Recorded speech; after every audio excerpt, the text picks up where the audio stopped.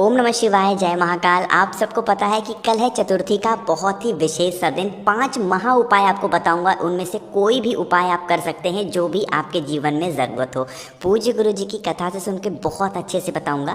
पहला उपाय हम लोग बात करेंगे धन प्राप्ति के लिए। दूसरा उपाय हम लोग बात करेंगे कि अगर आपको अपने बच्चे के जीवन में तरक्की चाहिए, आप ये सोचते हैं हमारा बच्चा जीवन में बहुत आगे जाए, तो उसके लिए होगा। तीसरा उपाय हम लोग बात करेंगे कि अगर आपके चेहरे पर कहीं पर भी दाग धब्बे पड़ गए हैं, उसके लिए होगा। और चौथा उपाय आपकी मनोकामना पूर्ति के लिए होगा। ठीक है, इन 4 उपाय की बात करेंगे। बहुत ही ध्यान से एक एक उपाय को समझते जाएं और सुनते जाएं, लेकिन उससे पहले वीडियो को लाइक कर दें। आवाज़ जो भी लोग पहली बार सुन रहे हैं, चैनल को सब्सक्राइब ज़रूर करिएगा। ठीक है, चलो एक एक उपाय की हम लोग बात करते हैं। सबसे पहला उपाय जो हमारा आज की वीडियो का है वो है धन प्राप्ति के लिए। ठीक है, लोग परेशान रहते, भैया हमारे यहाँ माता लक्ष्मी का वास नहीं होता है, हम क्या करें? तो कल है चतुर्थी का दिन, ज़रूर करिएगा। स्क्रीन पर आपको दिख रहा होगा शमी का पत्ता, है ना। हमें कितने पत्ते चाहिए? हमें 9 पत्ते चाहिए होंगे शमी के। कितने पत्ते? 9 पत्ते। इन 9 पत्तों को लेके पहुंच जाना होगा आपको महादेव के शिवलिंग के पास। ठीक, कहीं और जाने की ज़रूरत नहीं है, महादेव के शिवलिंग के पास पहुंचना। ठीक, अब यहाँ पर आपके पास अभी 9 पत्ते हैं शमी के, अरे है ना। तो इन 9 में से जो 5 पत्ते होंगे शमी के, वो आपको भगवान गणेश के स्थान पर चढ़ाने होंगे। शिवलिंग के दाहिने भाग का जो भाग होता है वो होता है भगवान गणेश का स्थान। तो यहाँ पर 9 में से कितने पत्ते चढ़ाओगे आप? 5 पत्ते शमी के चढ़ा देना भगवान गणेश का स्मरण करते हुए। ठीक है, 5 चढ़ा दिए। अभी आपके पास 9 में से कितने पत्ते बचे हुए हैं? 4 पत्ते और बचे हुए हैं। ठीक, अब इन 4 पत्तों में से जो 3 पत्ता होगा, महादेव के शिवलिंग के ऊपर श्री शिवाय नमस्तुभ्यम का स्मरण करते हुए 3 शमी के पत्र आपको महादेव के शिवलिंग के ऊपर समर्पित करने होंगे। ठीक है, 5 यहाँ पे चढ़ा दिए, 3 यहाँ पे, तो 5 और 3 8 हो गए। अभी आपके पास 1 शमी का पत्ता और बचा है, अरे बचा है ना। तो उस 1 शमी के पत्ते को क्या करना होगा? जब आप पूजन करके मंदिर से निकल रहे हो, बाहर निकल रहे हो, ठीक है, तो किस साइड में? इस साइड में, यहाँ पर इस साइड में आपको क्या करना होगा? उसी शमी के पत्र को पहले नीचे रखना होगा। उसके बाद नीचे रखने का मतलब भगवान शंकर की चौखट पे रखना होगा। उसके बाद आप अपने साथ एक घी का दिया गोल बत्ती का, कौन सा? घी का दिया गोल बत्ती का, उसी शमी पत्र के बगल में भगवान गणेश का बहुत ही प्यारा सा नाम मयूर ध्वज का स्मरण करते हुए आपको जला देना है। यकीन मानिए, जो भी व्यक्ति चतुर्थी के दिन इस उपाय को करता है, उसके घर में कभी भी धन संपदा की कमी बिल्कुल भी नहीं होती। ठीक है, ये तो हमारा हो गया पहला उपाय। चलो अब हम लोग बात कर लेते हैं दूसरे उपाय की।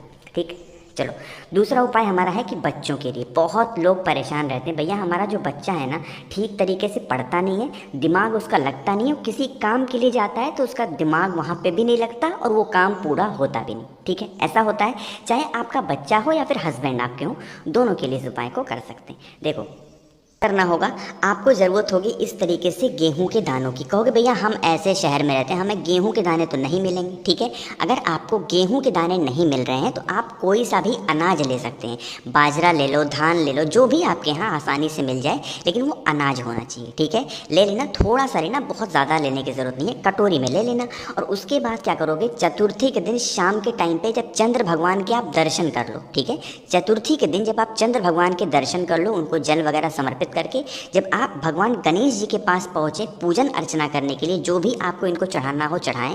पूजन करते समय जो आपने गेहूं की कटोरी ली है, अनाज की कटोरी ली है, यही भगवान गणेश के पास में आपको रख देना है।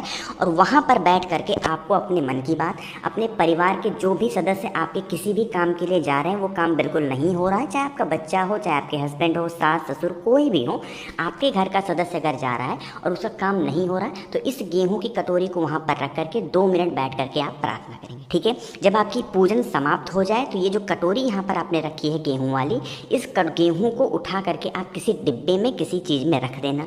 और जब भी आपके यहाँ का कोई भी सदस्य, देखिए वो आपके ही घर का होना चाहिए, ऐसा नहीं कि बुआ के यहाँ का, चाचा के यहाँ का, काका के यहाँ का कोई सदस्य हो, नहीं, ये आपके ही घर का कोई भी सदस्य जब भी किसी काम के लिए घर के बाहर जाए तो उसकी पैंट में या फिर उसके हाथ में आप उन गेहूँ के कुछ दानों को दे दें, 3-4 दानों को। और वो उन दानों को लेकर के अगर किसी काम के लिए जाएगा तो उसका काम 100% पूरा ज़रूर होगा। ठीक है, और जब वो घर पे वापस आए तो उन गेहूं के दानों को ले लें और उसको बाद उसको किसी चिड़िया वगैरह को या फिर किसी पेड़ वगैरह के नीचे आप डाल सकते हैं। ठीक है, ये दूसरा उपाय हमने बताया, अगर आपके घर में किसी का भी कोई ऐसा काम है ना जो पूरा नहीं हो रहा, उसके लिए था। ठीक, तो 2 उपाय आपको समझ में आ गया।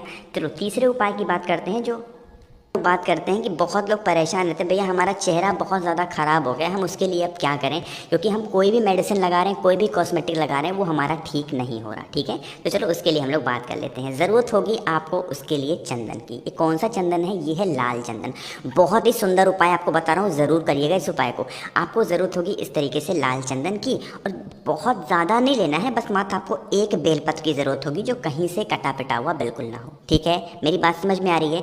इस बेलपत्र पे क्या करोगे, अच्छे तरीके से लाल चंदन का लेपन करना। कहीं से भी वो चंदन हरी पत्ती को दिखना नहीं चाहिए। मैं यहाँ पे पूरा नहीं लगा रहा हूँ, टाइम वेस्ट होगा, सिर्फ आप समझ लो। अच्छे तरीके से पूरे तीनों पत्तों पे आप लगा लेना। ठीक है, लगा लिया। उसके बाद इस लाल चंदन वाले पत्ते को लेके पहुंच जाना महादेव के शिवलिंग के पास। अरे पहुंच गए। उसके बाद आपको उस लाल चंदन वाले पत्ते को माता अशोक सुंदरी के स्थान पे आपको समर्पित करना होगा। कहोगे भैया कैसे समर्पित करेंगे, उल्टा चढ़ाएंगे या सीधा चढ़ाएंगे? जिस तरीके से आप महादेव के शिवलिंग के ऊपर समर्पित करते हो, उसी तरीके से आपको इस उपाय में माता अशोक सुंदरी के स्थान पे समर्पित करना होगा। कहने का मतलब कि उल्टा समर्पित करना होगा। जिस तरफ आपने लाल चंदन लगाया है, वो लाल चंदन का भाग माता अशोक सुंदरी को टच होना चाहिए। ठीक है, इस तरीके से समर्पित कर देना। और समर्पित करने के बाद एक लोटा शुद्ध जल महादेव के शिवलिंग के ऊपर श्री शिवाय नमस्तुभ्यम का स्मरण करते हुए आपको समर्पित कर देना है, चढ़ा देना है। आप जल को जब चढ़ाओगे तो जल क्या होगा, इसी यहाँ से बहता बहता इस लाल जो चंदन वाला बेलपत्र है, इससे बहता हुआ यहाँ नीचे गिरने लगेगा। ठीक है, तो इस जल को आप रोक लेना, इकट्ठा कर लेना, और इकट्ठा करके आप अपने घर पे चले जाना। शाम के टाइम पे प्रदोष काल में अगले दिन से जब भी आपको मौका मिलता है, जिस भी दिन से आप शुरू करना चाहें, 3 से 4 दिन उस जल को लगा करके और स्नान कर लीजिएगा। यकीन मानिए आपकी बॉडी का जो भी दाग धब्बा होगा वो खत्म होगा। अब देखो, शाम को नहाने का क्या मतलब है? कहोगे भैया शाम को हमारी तबीयत ख़राब हो जाए तो हम क्या करें? अगर आपकी तबीयत ख़राब रहती है तो आपको स्नान करने की ज़रूरत नहीं है, बस आप लगा करके सूख जाने दें, कोई दिक्कत नहीं है। लेकिन अगर आपकी तबीयत ठीक रहती है, आप स्वस्थ हैं, तो आप बिल्कुल स्नान कर सकते हैं। ठीक है, तो मैंने कोशिश की आप सबको बहुत अच्छा समझाने की। 3 उपाय हमने बात कर लिए हैं। जो चौथा उपाय और सबसे आखिरी उपाय है आज की हमारी चतुर्थी की इस वीडियो का, वो है कि मनोकामना पूर्ति के लिए। ठीक है, देखो मनोकामना पूर्ति का ये सबसे आसान उपाय आपको बताने जा रहा हूँ, जो कि सिर्फ और सिर्फ चतुर्थी तिथि के दिन ही किया जाता है। क्योंकि कल तो है बुधवार का दिन, और साथ ही साथ कल कौन सा दिन है? चतुर्थी है। यानी बुधवार की चतुर्थी बहुत रेयर देखने को मिलती है। स्क्रीन पर आपको दिख रहा होगा यहाँ पर ये क्या है? दूर्वा है ना। इतनी बड़ी वीडियो बनाओ तो भूल भी जाता है। आपको ज़रूरत होगी दूर्वा की। कहोगे भैया कितनी दूर्वा चाहिए? तो हमें ज़रूरत है 5 दूर्वा की। बहुत ज़्यादा नहीं लेना, 5 दूर्वा लेना गिन करके। ठीक, 5 दूर्वा लेना, और उस 5 दूर्वा को लेके पहुंच जाना भगवान गणेश के मंदिर में, जहाँ पर भी उनकी मूर्ति हो, प्रतिमा हो। ठीक है, पहुँच जाना। और ये जो उनका टूटा हुआ दांत आपको दिख रहा है ना, एक दांत तो जो भगवान गणेश होते हैं उनका टूटा होता है, तो इसी साइड आपको क्या करना होगा, अपने हाथ से उस दूर्वा को चढ़ाना होगा। अब चढ़ा करके वहाँ से हटना नहीं है। उस दूर्वा को तब तक आप यहाँ पर पकड़ करके खड़े रहना उनके दांत के पास में, जब तक आप अपनी मनोकामना, जब तक आप अपनी बात भगवान गणेश से कहना दें। ठीक है, जब आपकी बात पूरी हो जाए तो उस दूर्वा को वहीं पर छोड़ करके और आप अपने घर चले जाएं।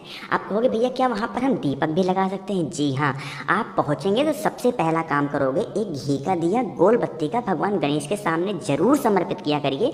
उसके बाद आप दूर्वा को 5 दूर्वा चढ़ा देंगे।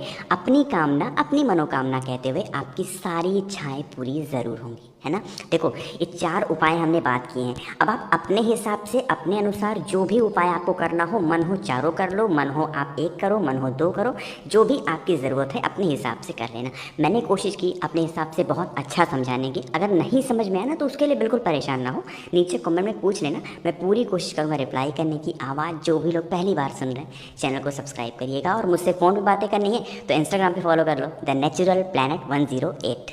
ओम नमः शिवाय, जय महाकाल।